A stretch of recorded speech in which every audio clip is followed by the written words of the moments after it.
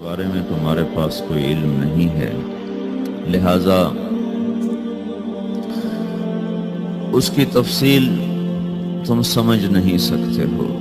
روح آسمان سے آتی ہے، جسم زمین میں بنتا ہے، پھر 4 مہینے بعد اللہ اس کو آپس میں جوڑ دیتا ہے، زندگی متحرک ہو جاتی ہے۔ روح ہی کے ساتھ زندگی کی بقا رہتی ہے۔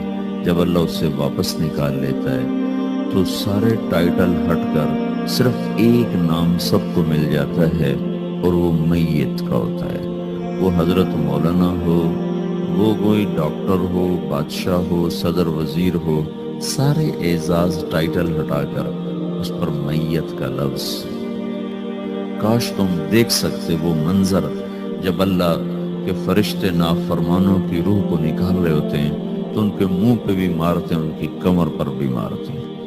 اور اخرجوا انفسکم اليوم، نکالو آج اپنی روحوں اور جانوں، اب تم بچ نہیں سکتے ہو۔ وہ پیچھے ہٹنا چاہتے ہیں، رب ارجعون، مجھے واپس کر دے تھوڑی دیر کے لیے، لعلی اعمل صالحا، اب میں پورا ٹھیک مسلمان بن کے چلوں گا۔ اور حدیث پاک میں آتا ہے کہ ملک الموت اترتا ہے، اس کے ساتھ 4 فرشتے ہوتے ہیں، کہ ملک الموت کہتا ہے ایتھا النفس الخبیثہ کانت فی الجسد الخبیث، اے خبیث روح جو خبیث جسم میں تھی، اخرج، باہر آؤ۔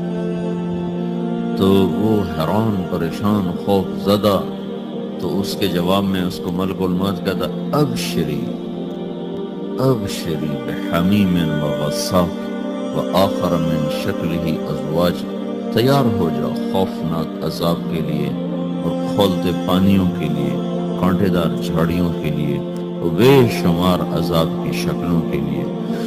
تو اس کی روح کو جب کھینچتے ہیں تو رگ رگ سے وہ کٹ کے نکلتی ہے، تو سارا وجود زیر و زبر ہوتا ہے، سکرات کا درد ساری دنیا کے دردوں پر حاوی ہے۔ جب اس کی روح نکلتی ہے اور اس کو لے کر آسمان پر چلتے ہیں تو دروازے پر پہنچتے ہیں تو اندر سے فرشتے پوچھتے ہیں کون ہے؟ کہتے ہیں فلاں فلاں کا بیٹا ہے۔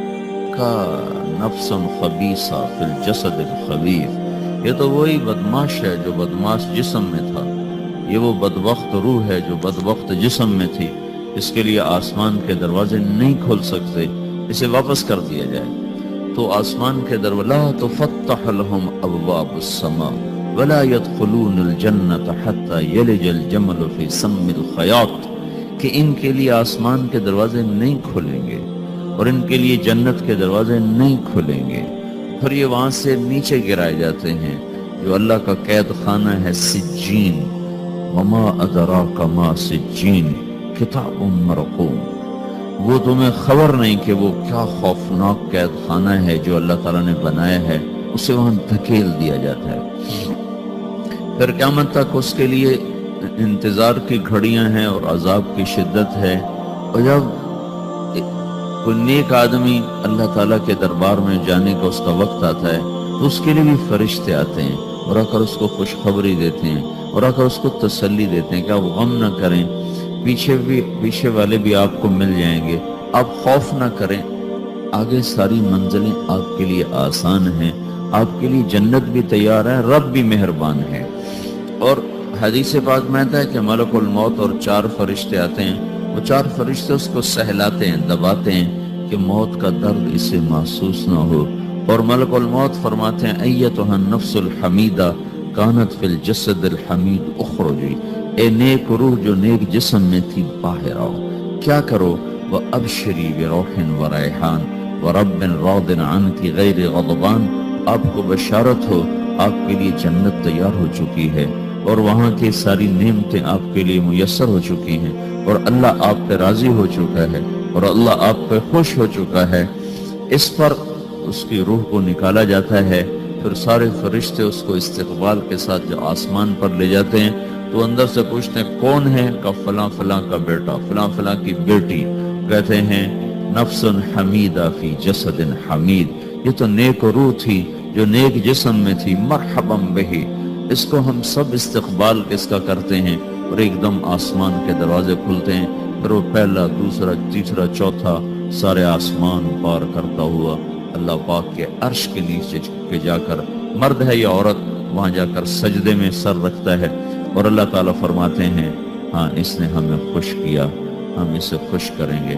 تو اس طرح میرے عزیزو یہ دو موتیں ہر انسان دیکھتا ہے، یا وہ جنت کے فرشتوں کا استقبال دیکھتا ہے یا جہنم کے فرشتوں کی مار اور پٹائی کو سہتا ہے۔ ہمارے علاقے کی بتا رہا ہوں، اپنے علاقے، ایک زمیندار مر گیا، اس کی قبر کھودی ساری بچھوؤں سے بھری، ایسے جیسے چیونٹیاں پھر رہی ہوتی، تو انہیں وہ بند کر کے دوسری کھودی، ساری بچھوؤں سے بھری، پھر وہ بند کر کے تیسری کھودی، ساری بچھوؤں سے بھری ہوئی۔ قبرستان میں اتنے بچھو کہاں سے آ گئے؟ یہ زمین کے بچھو نہیں ہے، یہ آخرت کی بلائیں ہیں جس کے ساتھ اب اسے قیامت تک رہنا ہے اور گزارا کرنا ہے۔ تو یہ دو طرح کی موتیں روزانہ لوگ مرتے ہیں، روزانہ لوگ مرتے ہیں۔ جب نماز کا وقت ہوتا ہے ملک الموت ساری دنیا کا چکر لگاتا ہے اور دیکھتا ہے کون پڑھ رہا ہے کون نہیں پڑھ رہا، کون پڑھ رہا ہے کون نہیں پڑھ رہا۔ جو نماز کی پابندی کرتا ہے اس کی موت آسانی سے ہوتی ہے، جو نماز میں غفلت کرتا ہے اس کے ساتھ موت کے وقت شدت اور سختی اختیار کی جاتی ہے۔ تو بھائیو یہ ایک جسم ہے، ایک روح ہے۔ روح باقی رہنے والی چیز ہے، جسم مٹ جاتا ہے، پھر اللہ سے قیامت کے دن نیا جسم عطا فرمائے گا، ایک نیا جسم دیا جائے گا۔ روح وہی ہے جو اللہ کے خزانوں میں جمع ہو جاتی ہے، نافرمان کی سیاہ کالی روح ہوتی ہے، فرما بردار کی روشن چمکدار